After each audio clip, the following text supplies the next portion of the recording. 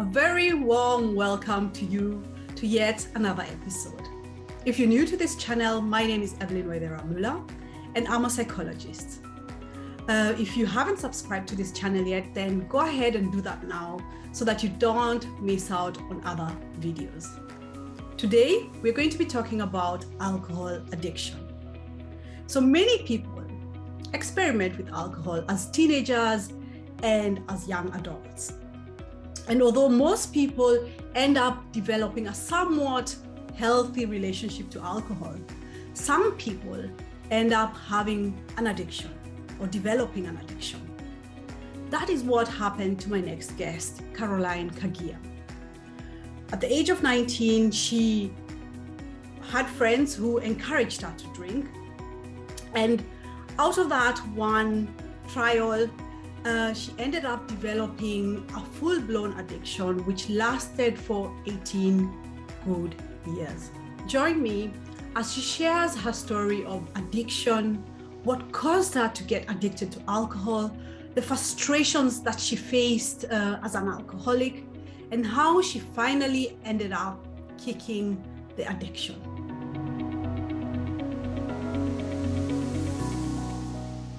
Caroline, thank you so much for taking your time to come and speak to me and speak to my viewers. I'm so grateful that you just taking your time to come and share this very important topic.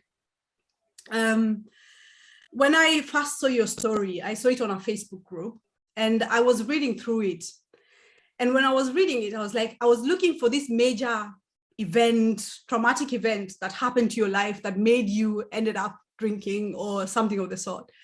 But I didn't actually find anything. On the contrary, I found out that you come from a good family. Your parents were Christians. They were even elders in the church. You guys, you come from a financially stable family. It's not that your husband beat you, you lost everything, and then that's why you ended up drinking or becoming an alcoholic. Yeah.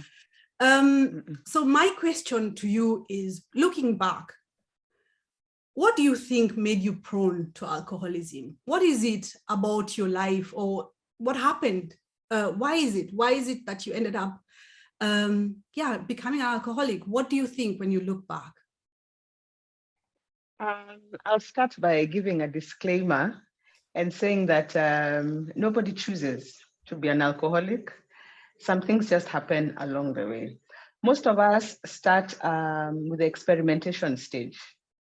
And before you know it, you have catapulted very fast into now full-blown alcoholism. Like you said, I can't say that I had a traumatic experience, or anything bad ever happened in my life. I'll just say that it is just one of those things that unfortunately caught up with me. Mm-hmm. And like I said before, it happens to most of us. Initially, I used to think that I had a genetic predisposition. But now that I've been clean for some time, when I look back, I'm like, it is nothing to do with genetic predisposition. Some things just happen. You cannot explain it scientifically. You cannot explain it in any other way. It just happens. Yeah. It just happens. I just happen to be one of those, a statistic, a female, an African woman who became an alcoholic. It's just one of those things. Okay, and looking, so me as a professional, so I've not worked in the area of addiction, but I've read about it, of course. And what I know is that addiction is normally a way people get addicted to stuff in order to mask something, or it's a way of numbing yourself from an emotional pain or something that happened that was painful emotionally. Would you say that there was something like that in your life? Was there a pain that you were trying to numb? I would say, and I've said it over and over again, I grew up with a pretty low self-esteem. I would say I really didn't have much of a relationship with my mom growing up. I'm the firstborn. So I think she had taken out her, the way parents have this thing of, you're the firstborn, you should be this and this way. But I didn't turn out the way she expected me to turn out. So I grew up with a sense of rejection. And that one I've always said. I grew up with a sense of rejection. And so now, along the way, when I discovered alcohol, and I saw it actually makes me feel, wow, I sank into it, and I sank into it full throttle. And I loved it, by the way. Apart from the first time, when you take it and you have those hangovers and you're like, never say never. And that was Carol. But I knew it worked for me. And then rejection and people pleasing, they fall in the same bracket. So because I felt subconsciously, I didn't know that I was carrying rejection in me. So now when I discovered at some point, especially now when I started earning, that I could actually, for lack of a better word, buy friendships. That is through people pleasing. And people pleasing meant I meet with people in the club and we hang out. Then I discovered, kumbe, I can actually have friends who I feel have embraced me. Yet little did I know, I was trying to cover up for something that I had carried for so many years, all the way from my childhood, right into my teenagehood, right into my college days. And then, boom, there goes Carol, there goes alcohol. And the rest, as they say, is history. Yeah. And I think, Caroline, the reason why I've asked that question is because a lot of people assume that there must be this tragic event that has happened to someone so that they end up becoming an alcoholic. And the way you say, it can happen to anyone, but also there's these things about emotional, like low self-esteem can play a role. And it's not something that you see it on someone or it's written out, it's something that is internal, and most people might not even, you probably didn't know you have a low self-esteem. It's something when you look back, you realize actually that was an issue. Or what would you say? No, the self-esteem issue part, I discovered it when I was in primary school. Okay. Because, kids can be mean. And so now in primary school, I'll be told, oh, you're so dark, you're so ugly, you're so, I went to this group of schools, So there's these kids who've come from very affluent families. My parents had struggled. They had really sacrificed to get me to the schools where I went through. So now trying to integrate myself to fit in with this culture of this kind of people was not easy for me. So even every time there was a party in school, Carol was always in the back bench. Anytime girls were putting makeup in the bathroom, oh, Carol, you have big lips, you can't fit in, So I grew up with that self-esteem issue. And by the way, I went along with it for a very long time. And it is only until a few years back is when I discovered, oh, you know what, Carol, you're actually a very beautiful woman. Yes, you are. By that time, I was already into alcohol. I was already into booze by that time. But at least somewhere along the way, I discovered I'm not actually too bad. I have men who are hitting on me. That means there must be something. It's not about the sex. It's just, there's something about Carol that seems to be getting these people to like me for some reason. So I'll dare to say that even these other addictions that we have, because we have two types of addictions. There's the chemical addiction, which is the alcohol and the drugs. And there's the process addiction, which is the masturbation, pornography, gambling, food, name it, anything that does not involve a substance. All these other process addictions they are as a result of something, of an underlying issue, you see. People who get into masturbation, for example, it's because of maybe something that happened. You're introduced to masturbation at some point in your life. Like, for example, I was introduced to masturbation at the age of 10. Would you believe it? By my best friend at the time.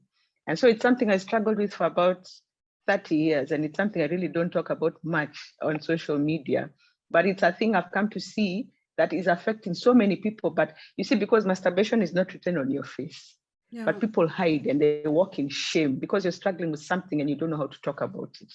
So all these addictions people get into, whatever kind it is, food, name it, even makeup, excess wanting so many people, even on social media, people don't give you likes, you go to bed depressed. There's something going on with you that you've not dealt with. It's all about mental wellness. How is your emotional state of being? What happened along the way? And most of these things happen in childhood. They don't happen when you're an adult. They start in your childhood or in your teenagehood. Something went wrong somewhere along the way. And so you look for ways, coping mechanisms to deal with those underlying issues. And unfortunately, like me ended up in alcoholism. Yeah. Yeah. Yeah. Yeah. Mm. And I like that. And that is definitely, and I think that is what I really want that comes across to whoever is watching this, that there's always an underlying issue.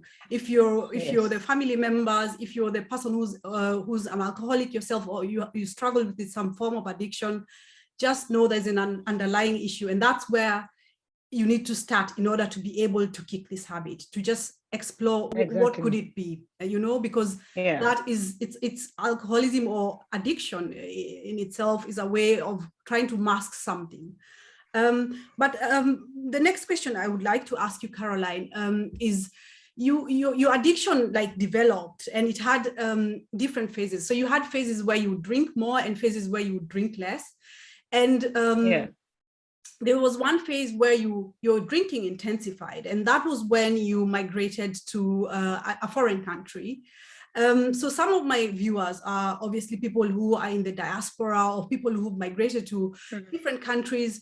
And I would like for you to just maybe share why do you think that migration made intensified your drinking? What is it about migration? If looking back, what is it about migration that made the situation worse?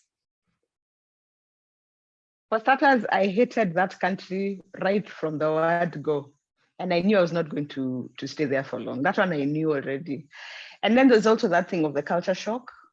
And then there's also the element of loneliness. Yes.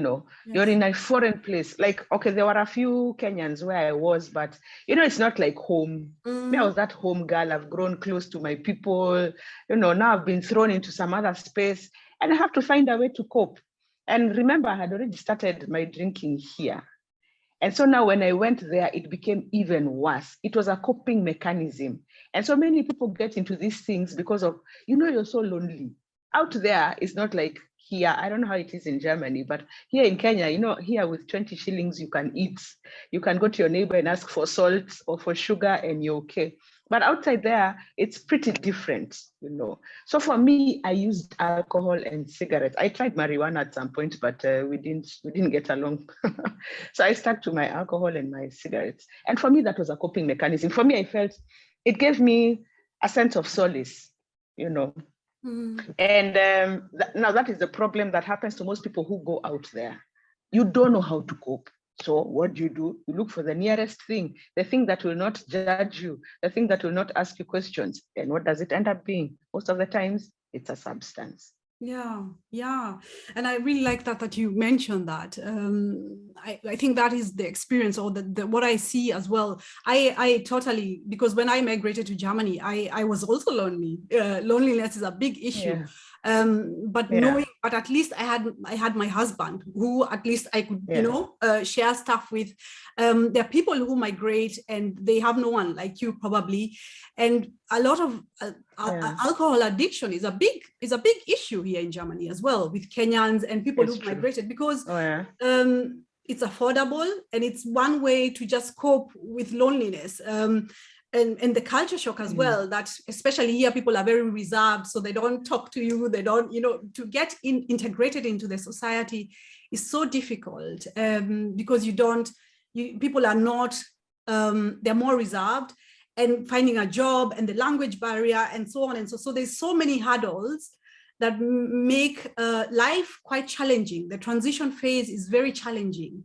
And if some people don't know what to do, they might just end up, drinking. And I'm saying this so that in case someone is watching out there, just to understand that such things like loneliness, if I don't do anything about it, I could actually end up with an addiction. If I start, compensating with alcohol, that can actually develop into a problem, like it did in your case. Yes. There's a point I got so desperate because I knew things were bad in terms of my drinking. So I looked for a church because I've grown up in a Christian home. So I knew what the Bible says. There's a place in the Bible where it says, train up a child in the way they should go, and when they're older, they will not depart from it. So as much as I knew my life was not on the right track, I still felt I still needed some form of spirituality around me.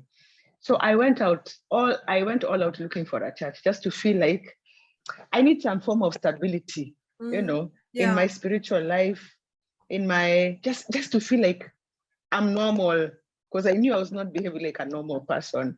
And I think that's also very key when you're trying to get some form of stability in your life. In addiction, they call it higher power. Me, my higher power, I'm never ashamed to say my higher power is Jesus Christ. So I went all out looking for Jesus, but at the same time, one foot was here, the other foot was on the other side. So my path was not really clear.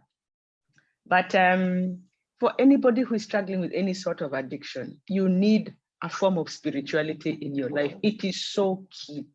Because there's a musician who said we all have a God-shaped hole inside of us. So we try to fill it with all kinds of stuff.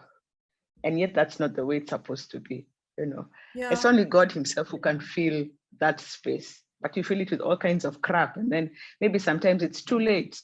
You know, for me, I thank God because I was salvaged in time, you know.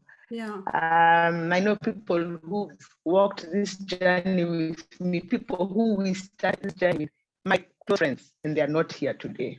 You know, they died because of one reason or another. But I give God all the glory that I'm here, and I'm here speaking with you and sharing my story and hoping that I'll help somebody out there. Yeah. We'll talk about the coping things, like what helped you, like spirituality and stuff. But that I'll talk about that later. Before we go into that, I would like to know. So someone who might be watching this might not be able to imagine how life as an alcoholic looks like. Yeah. Can you just maybe try and share with us how a typical day looked like for you, especially as a woman, because that's a taboo topic. You know, when we imagine alcoholics, we just think of men lying on the road or in ditches or whatever. How does that look like for a woman? And how did that affect, because you're a mother, you know, how did that affect your motherhood? How did that affect your work? How did that, you know, like, how does that look like to be an alcoholic? And and what are the effects? What effects does it have on your life in general? The first, if you want to know someone who is struggling with substance abuse, they keep moving from job to job. For me, I never used to get fired. I used to fire myself. I only got fired once. The rest, I used to fire myself. I would work and then I'm like, I'm tired. Today, I feel like the human resource has looked at me weird. So I wait for my salary to check in, and then I switch off my phone and I disappear. I know one has fired me, and I'm very good at my work, but they've always been very good at my work. But I'll just feel I'm just tired. So I move from here to there, and God was always gracious. I would always get a better job. But with each job that came, my drinking escalated. You see, because my income is increasing. So with a better income, you know, life changes. Then it reached a point in 2016, I just said, to hell with it. I'm tired of working. And please note, I was earning very well. I just quit. That time I was still in a relationship with my daughter's father. We had been in a long-term relationship. And so at some point we called it quits because it became very toxic. So here is Caroline. Caroline has 2 children. By the time I was breaking up with my daughter's dad, my daughter was 6 months. Now I've quit. I cannot afford those high-end drinks anymore. I have moved to the cheaper drinks. Okay. Those ones that go for, I don't know how you convert 120 shillings into German currency. That's almost 1 euro, shillings? 1 euro around about. Yeah. 1 euro. Okay. Yeah. But those drinks 1 euro. as well. Okay. Yeah. Those things, those cheap things, you know. So now I have downgraded to those ones, and I'm buying like 4 of them per day. And so there has to be one near my bedside so that when I wake up in the morning, I have something to increase my dopamine levels. Dopamine is the feel-good hormone that is located in the brain. It's like when you eat chocolate or when you take coffee. That's how it works for people. For me, it was booze. Are you talking about beer now, or are you talking like hardcore stuff? Vodka. Oh God. Beer? What? Beer was just giving me gas. What is beer? My tolerance levels had moved from beer to vodka. So when I'm saying about 4 vodkas per day, I'm talking about almost 1 liter of alcohol per day. Now, as an alcoholic woman, showering was a thing of the past. Showering. And there's hot water, by the way. I have running hot water in the shower. But why should removing clothes to shower is a problem. But because I want to go to the wines and spirits, roll-on works wonders. Roll-on and perfume. I remember there was a time I think I stayed for about a month and a half without showering. No. Yes, please note. Of course, I'm still in my fertile age stages, so the menses are still coming, you get. So those ones, you deal with them how they'll come. I mean, now it's only me and my daughter, and my son has no idea what's going on. So showering is a thing of the past, but roll-on, I will wear roll-on. Cooking was another story. How now? Cooking for who? Me, I would buy now, because by this time now, my parents had realized I have a problem. Because I used to fight a lot with my son. So my son had gone back to stay with my parents. It was only me and my daughter. So I would go and buy beans and maize for 30 bob, which is already cooked. So now after I'm high, I take that, or I eat a boiled egg with tomatoes. There's a thing about boiled eggs and vodka I can't explain. There's something it does. And then for my daughter, I would give her cereals, you know, and then I would not even buy her diapers, so she'd wear nappies. So that's where I had reached. And there was a time my drinking got so bad that I missed my periods for a year. What? So it was like aliment. Yeah, that's what happens to the woman's body. If your drinking is too high, you miss your periods. So I missed mine for an entire year. Of course, I knew I was not pregnant because I was not sexually active. And even how was I even getting sexually active? I've broken up with this dude. And then two, of course, I know I'm not clean. So I can't even imagine bringing a man into that space. It's just not going to work for me. So I knew I'm either I've reached menopause or there's something going on, but who am I to care? In fact, I'd said, if my periods have stopped, the better for me. I don't even want them. That's where I had reached. And then another thing, I became a con artist. Addicts are manipulators. Now I'm not working. I have finished my money. There's no money in the account. So now what I'll do, in Kenya, there's something called please call me, or like a reverse call. So if you call me, I'll start crying on the phone and giving you stories. The way my daughter has no food, we have no food in the house, there's nothing going on. So you'll send me money. When you send me that money, I'll decide, okay, now I'll buy 4 quarters of vodka. My daughter will eat cereals. I'll buy 2 boiled eggs. As in, that was my life. That was my life. Because at that point, very few people. Day in, day out. Yeah, very few people knew I had a problem. Some had started suspecting, and those that used to suspect, I would shut them off because I don't want you to get into my space.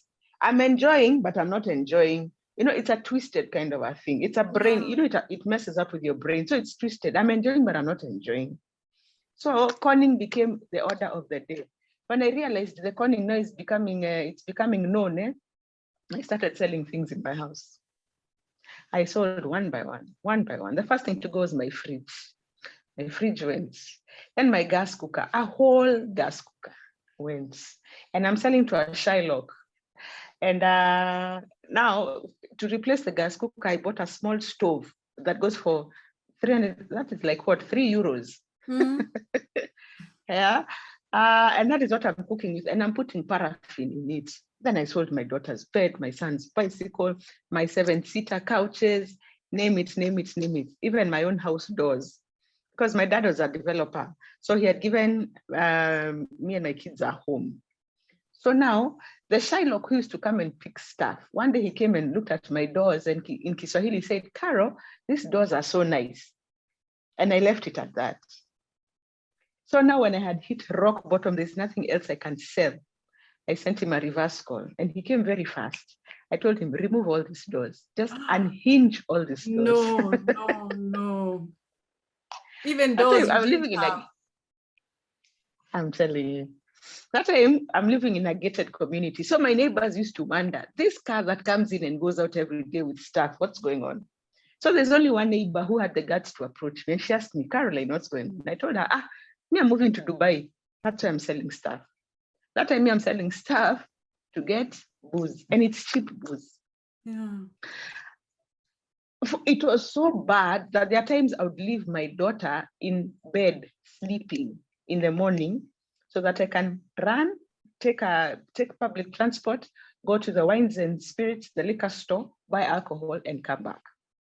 Please note I've left the child sleeping. Oh God. When I sobered up, later I asked myself, what would have happened if I was hit by a car in your pursuit of alcohol and you've left a child in bed? What would have happened? I don't have a nanny. It's just me and her. That's what alcohol had done to my brain. When they say alcohol is a brain disease, it's not a joke. It's messed up. I lost so much weight. I had to wear 2 pairs of jeans. That's how thin I had become, to look like at least I had meat on my bones. It was terrible. I sold anything I could sell, apart from my body, because I couldn't even sell my body. Now my body was wasting away. That's how low I had sunk. Yeah. Oh my God. So there's all these sort of things, neglect, like neglecting yourself, neglecting your child, weight loss, becoming like a liar. Self-sabotage. Sorry? Yeah. Yeah. Not becoming like a liar. It's self-sabotage. It's not, it's everything you can think of that's negative. Yeah. In your story, I read it took you 18 years to actually come to the point where you looked for help. Like, what happened? Like, you'd gone that far. What happened? How did you then reach that point where you realized, okay, I have a problem. I need to seek for help. I need to seek help. Like, what is it that made you come to your senses, so to say? For me, honestly, I had hit rock bottom. I couldn't sink any lower. The lowest, if I was to go any lower now, it would be to the coffin or to the grave. I remember there's a sister of mine who had told me, she had already seen what she was going to wear to my funeral. She had already seen the dress she was going to wear, the shoes she was going to wear. As in them, they were just on standby. They were waiting for a phone call to be told, Caroline has gone. They were ready because they had tried interventions. Interventions were not working. I'd been taken for therapy. Therapy was not working, nothing. For me, I had to reach that point of saying, things are bad. Please, I can't sink any lower. I need help. And that's when now, and please note, my dad had started telling me this about me getting help 10 years earlier, in 2007. Because he had seen I had a problem in 2007. But that time I was a high flyer. I mean, I was working for an international media house. So South Africa was my second home. I was in and out of Joburg like every other time. I'm like, with foolish pride, I'm like, I can stop if I want. But every time I try to stop, my friend, the withdrawals are not anything to write home about. I have to have something to make my body stabilize. So he started seeing that problem 10 years earlier. And he wrote me a very long letter, because my dad likes writing. He wrote me a very long letter and told me, you need help. 10 years later, I go back to him and tell him, I need help. Where I've reached, I can't sink any lower. And interesting enough is that I still had a little bit of pride. At least I still knew I should be someone. I had not given up on myself. For some reason, I had not given up. There was still something that was pushing me, telling me, you can be better than this. And so I think that is why I reached out to him. And very quickly, I checked into a treatment facility and I was there for 90 days. And that's where the journey began. Okay. The journey of healing and recovery. Yeah. So what you're saying is that in the beginning, you were in denial. So regardless of what anyone told you, you would sort of either block them out if they started saying that it's getting too personal. I don't want them to, they're all up in business and I don't want that. And you had to come to that point where you actually admitted to yourself, I have a problem. What would you say to families maybe who are, trying to force someone into rehab or trying to force someone into therapy? Should they do it or should they wait till the person comes to that point where they discover, like, I need help themselves? No. It works both ways. I am for voluntary and involuntary rehabilitation. I'll tell you why. Some cases are pathetic. You cannot wait for somebody to decide they need help. Some cases you just have to force. You can see someone is wasting away. Such a person, they cannot make any sober decisions. That person needs to be checked in by force. Okay. I have seen it work, not once or twice. And after the alcohol is out of their system, after they've gone through detox is where now you're given medicine to clear your system, to remove the alcohol from your body. When your mind starts getting back into form, you realize, yeah, this is actually not a bad place to be. So some cases you have to force. You don't give chances. Okay. I'm for both. I've seen it work. Okay. Yeah. So it's dependent on the person, like who, you know, what case are we talking about here? There's some people who actually brought to that place to rehab, and there are others who need to reach that point themselves where they decide for themselves. I have another question. Yeah, go ahead. Yeah. Everybody who is struggling with any form of addiction, whether it's process or chemical, you know, at some point we all know that we have a problem. At the back of your mind, imagine, you know, you know. It's just that you shove it behind. You don't want to bring it to the front because it makes you feel weak. But we always know. Anybody struggling with an addiction always knows there's a problem. But they don't want it to be pinpointed by somebody else. But we always know there's a problem. You know, some people who are watching this might think to themselves, so why didn't you just stop by yourself? You mentioned withdrawal symptoms. Why does someone have to go to rehab? Rehab is a waste of money. What would you say to them? Because you've mentioned, like, you tried, there were occasions where you would try by yourself to stop, but then what would happen then? For me, I was unable. Honestly, I tried many times. I was not able. I needed to be secluded in a place where there was no access to any form of substance. Because the things that make people stuck in addiction are 3: PPT, people, places, and things. For me, it was the people around me. For me, it was the place where I was living and the things that were surrounding me. Those 3 elements kept drawing me back. So for me, I'll always be grateful. And I'm never ashamed to say that I went through treatment. I needed it. For me, I needed it because I had tried for years. You can imagine going through that journey for all those years. It's not easy. In the beginning, it was fun times. But towards the end, when I realized I'm actually sick, by the time you start selling stuff in your house, by the time you start lying to people, by the time you start manipulating people, you're in trouble. You're in trouble. And unless something is done, you will go down a path that you might not be able to come back from. Yeah. So this question, even I remember my mom used to ask, my mom used to tell me, because I'm called Jerry, you can stop if you want. And for real, I would stop for like a week, 2 weeks. But then when I go back full throttle. It's like I'm making up for those lost days.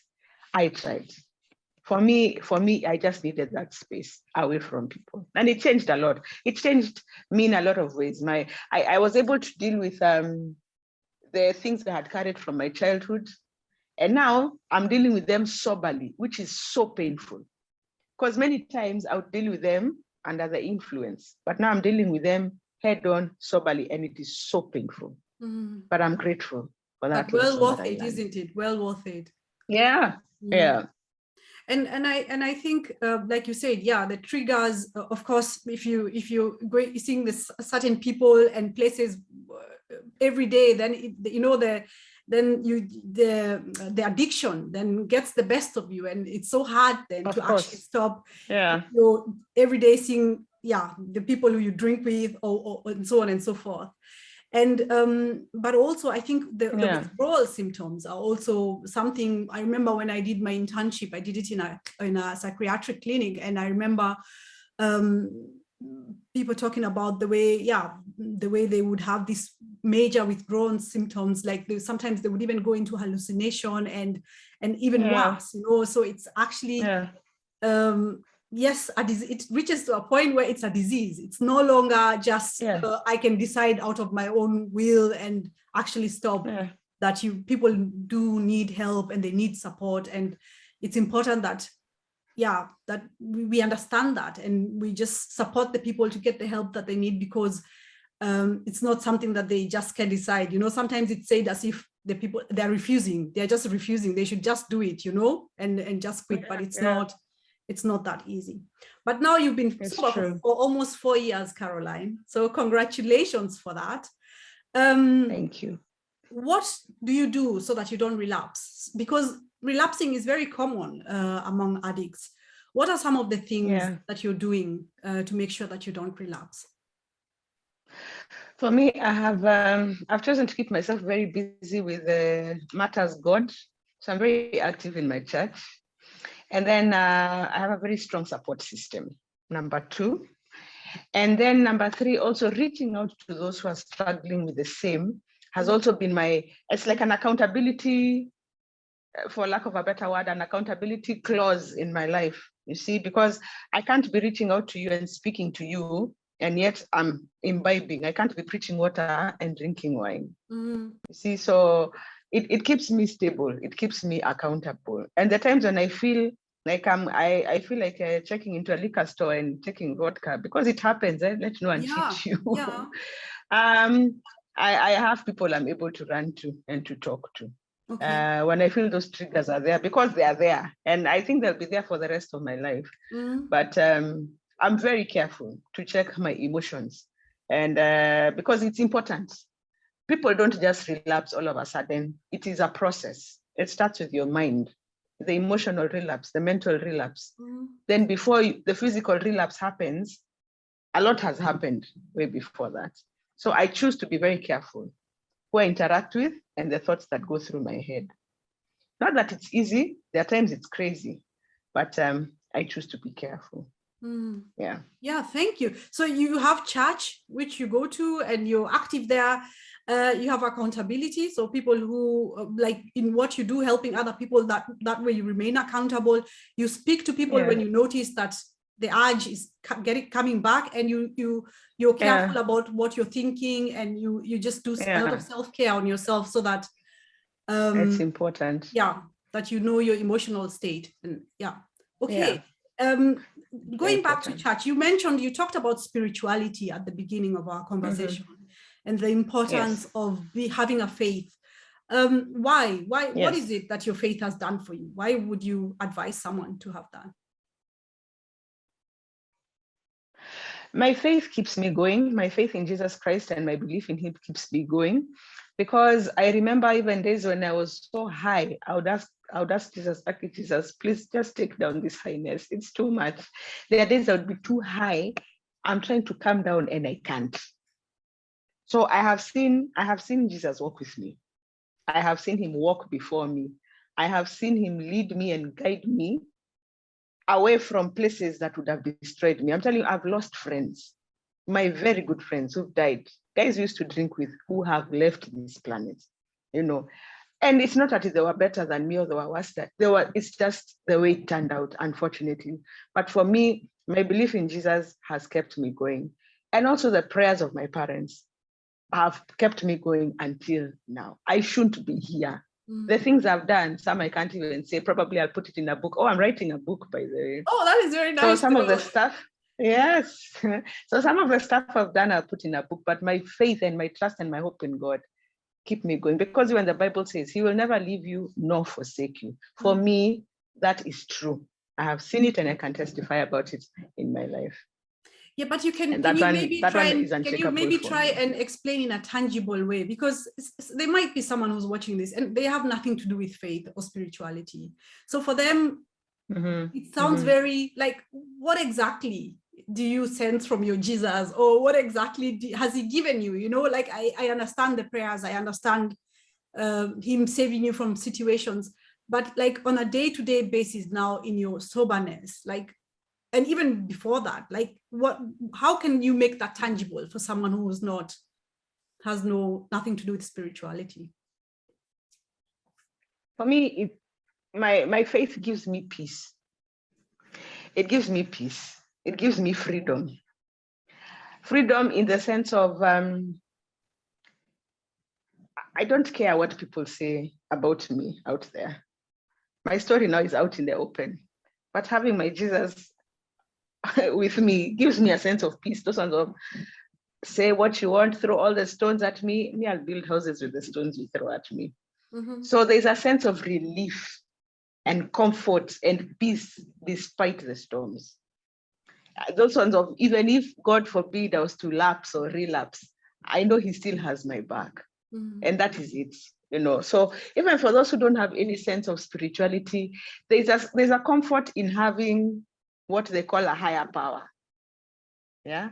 And like I said, for me, my higher power is Jesus Christ. For me, that is a comfort, and it's enough for me. Yeah. Okay. It's Did your faith help you with your, you know, like you said, as a kid, you had these people telling you that you're ugly and you're not, you know, like your so low self-esteem issues.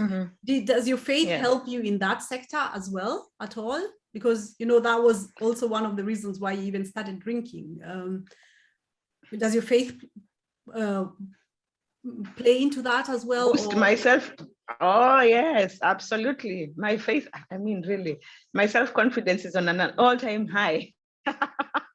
My self-confidence is on an all-time high. I don't think I suffer from low self-esteem anymore. Actually, I don't think I do. Come to think of it. If I did, I would not be crazy enough to share my story with the world the way I have.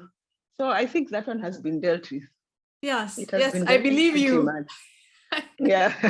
Yes, I don't think you would be able to do that, what you're doing to now. Share. Yeah, I don't think. But one thing I still fight with, or should I say struggle with a little bit, is I think it's all human beings. We all fear rejection. So for me, that is still a bit of like if I feel you're going to reject me, I shut you off very fast. So for me, it's still an innate, it's called an innate, it's still in my head, or it's in my system, I don't know. That is still something, I'm still work in progress when it comes to matters rejection. I don't deal with it very well. I may not react, but somehow I'll just shut you off. Yeah, I think. But Caroline, I would say even on that aspect, I would say you've grown even on that aspect, because look, you're just here telling your story. You know, there could be all sorts of negative comments, and you've said you don't care if people throw stones at you. You build a house with it. So definitely you've changed, you've grown there as well. I would say I would say that. And maybe yes, I'll tell you what, of course we're not finished products, we are always growing. So so I really faith is definitely, I would also say faith is definitely an important issue, you know, because I'm actually a psychologist of religion, so I explored the topic of religion and faith and spirituality, and I know it's somehow gets forgotten about when people are doing therapy or in different areas, but it's actually a very key central aspect in our lives as humans, because we are spiritual beings as well, and we need a spirituality that grounds us as humans. It's true. But I have two more questions. First of all, how can family and friends support someone who's going through an addiction? I know from your story that your dad was very instrumental in helping you quit, like you talked about the way he told you, you know, 10 years ago, and going back to him and talking to him about it. What other kind of support did he give you? You know, like if you want to maybe help others who are watching this, what could they do for someone who's an addict, so that they, you know, like you don't on the one hand, they don't shut them off, but on the other hand, they don't get manipulated and lied to? How does one strike that balance? How did your dad do it? What did he do exactly? In the beginning, I would say he went all out. He tried everything. Oh, the man spent money on therapists, on interventions. He did everything. But at some point when he realized that Caroline is neither here nor there, he had to learn to set boundaries. And that is important when you're dealing with an addict. You must learn to set healthy boundaries. Healthy boundaries means where you learn to say no. Healthy boundaries means you stop. Because as an enabler, you end up giving this addict money, you see? The addict wants to buy, they want to buy something, you give them 200 shillings and they're taking that 200 to go and buy the cheapest brew you can think of. You need to stop enabling. You don't give them money. And that is a problem that many families are doing. They act as enablers. You act as the hero. You're trying to save this addict. This addict still has a mind of his or her own. They need to own that situation, because addicts are also manipulators. It borders on narcissism. You know, I'm like this because you did this. If you had not done this, I would not be like this. That is borderline narcissism. So as a family, you need to set your boundaries. No means no. Do not come to my house when you're drunk. And if you come, don't come and make noise. Do not ask me for money because I'll not give you. If you need to buy something, like in Kenya, we say there's something we call M-Pesa, the virtual money. Give me the till number, I will send the money to the place where you want to buy, the things you want to buy. You understand? It's very important. Family members also need to learn to take care of themselves, because addiction, as they say, is not, it's not an individual disease, it's a family disease. You know, it's not a one-man sport, it's a family sport. All of you get into the mix. So as much as you're trying to help this person, as a family, you need to love yourself as well. Remember, this person is dealing with issues, but if you all choose to enable this person, all of you are sick. All of you at some point will need therapy, which normally ends up being the case, unfortunately. So it's important to learn to put boundaries and to put your foot down, because addicts know how to throw tantrums like children. If you don't give me this, I'll do this. If you don't do this, I'll hang myself. I'll do. Get off your high horse. And this person needs help. Bottom line. If you see interventions are not working, if counseling is not working, take the person for treatment. And before you take the person for treatment, do research on the place you're taking the person for treatment. That's also another problem, especially in this Kenya of ours. Most of the treatment centers here are business. That's why you wonder, how comes I've taken this one from rehab to rehab? They keep relapsing. I take this one, relapse. The other one, relapse. Why? Find out what is the problem. Did you do your research before you took this person to this particular treatment center? That is so important. I am very passionate. In fact, I'm a crusader for that. Do your homework before you send somebody into a treatment center.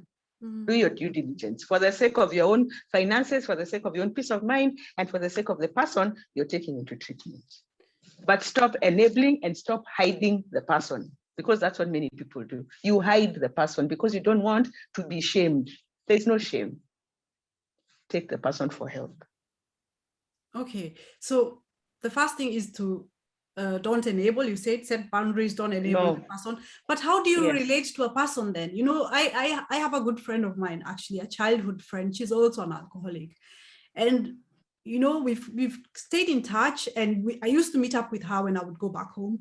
But now I've reached the point, you know, I don't know how to relate to her. How does one relate? You know, like, how do you relate to such a, you know, because the only way she wants to relate with me is like, or meet up is in a pub or something like that, and there's no really substance to our conversations.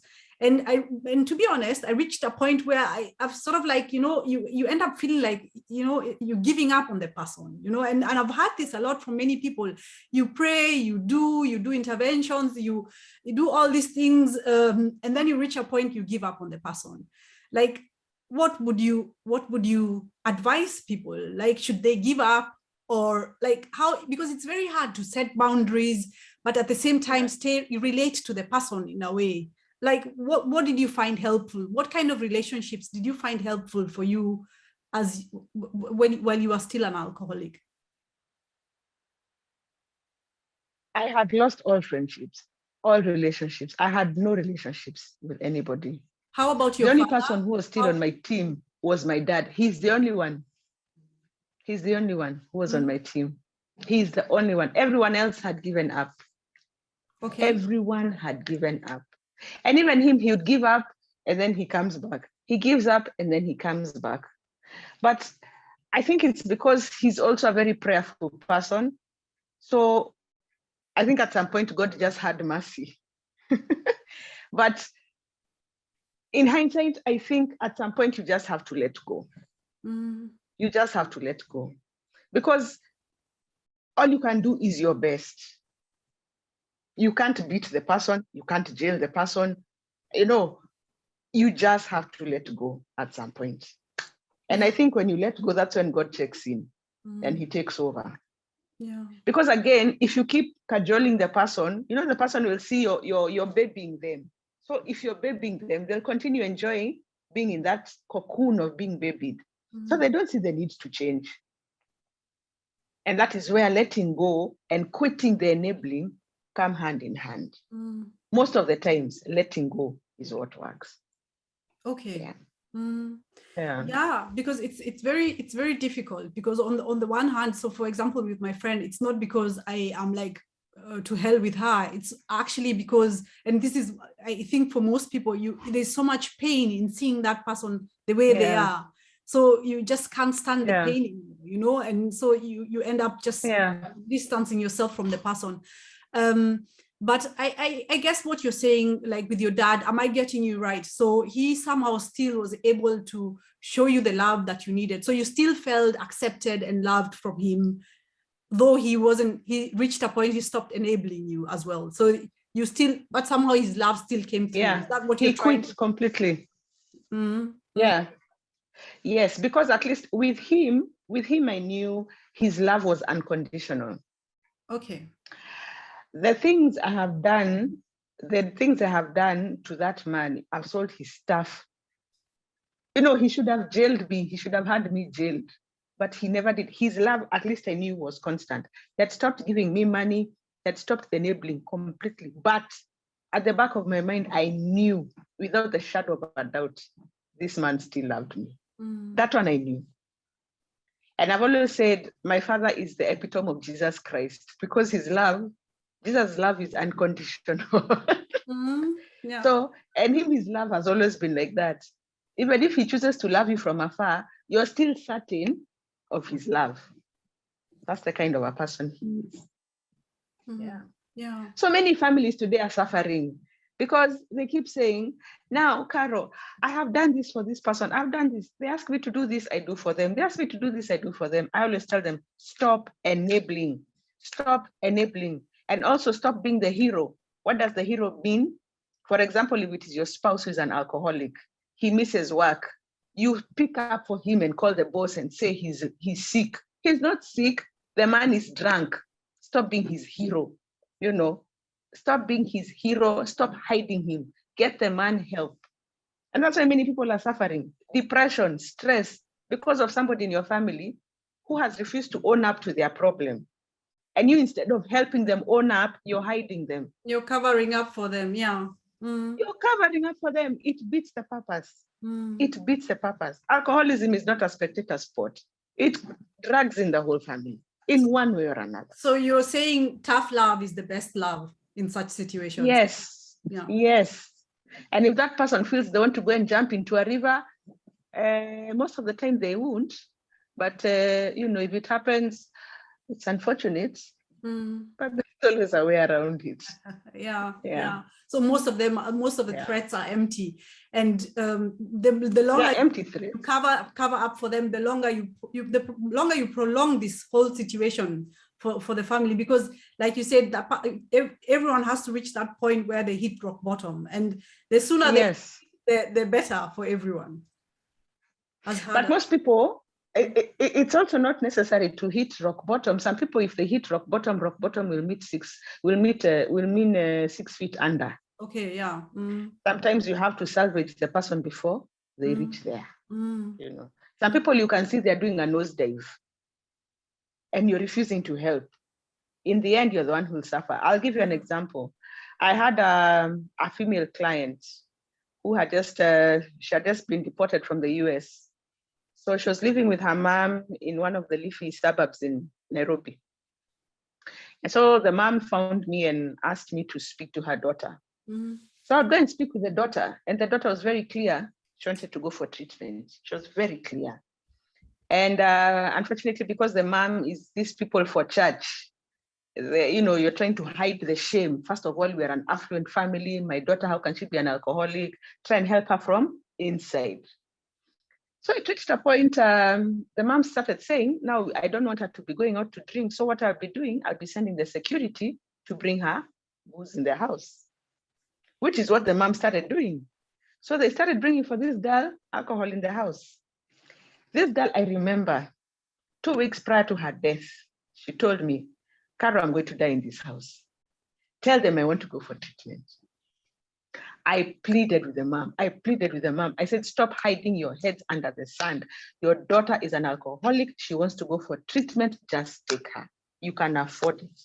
The mom is like, no, she'll be okay. Oh, we'll pray. Prayers are good, but sometimes even prayers without action. The day the mother called me, the mother was screaming. I didn't have to know what had happened. I didn't even pick the call. I just put down my phone. Later I was to learn she died in her bed with a bottle of alcohol right at her bedside. When they did the postmortem, they discovered it was liver cirrhosis. This is a girl who had been pleading for treatment, but they were hiding her. And so for me, I'm so against this thing of hiding. What are you hiding?